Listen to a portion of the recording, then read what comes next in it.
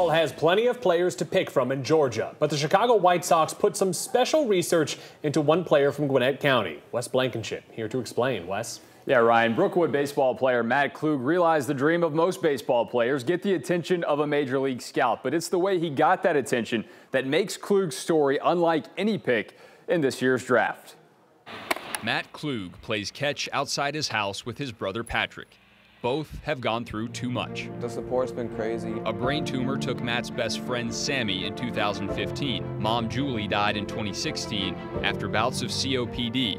Dad Jeff died in 17 after a long fight with cancer. He was the toughest person I've ever met in my life. Matt turned to his Brookwood Bronco baseball teammates for support to get through the unimaginable. It's not just, do your 4 years and get out like a lot of schools. You come back and it's just like a family, really. It's these bonds that really stick out and last a lifetime for these guys. And so I'm proud of the way our guys handled it, proud of Matt especially. Broncos head coach Titus Martin knew Klug deserved recognition and picked up the phone to the Gwinnett Daily Post, an article that led to this. The Chicago White Sox select draft ID 4549, Klug, Matthew, outfielder, Brookwood High School, Snellville, Georgia. A White Sox scout in town for a different Brookwood player picked up a paper that day and decided to use the 1,128th pick on Klug.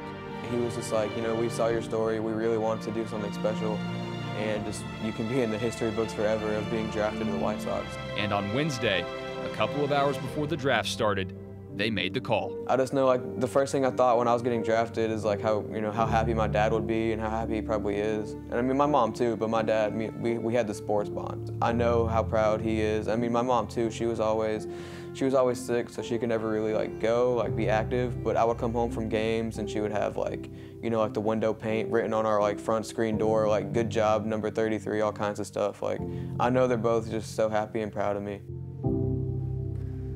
Really such a class move by the White Sox. Matt won't actually play ball for the organization. He'll go to the University of North Georgia in the fall, but says he hopes to get up there and watch a game and meet that scout sometime soon. Jennifer?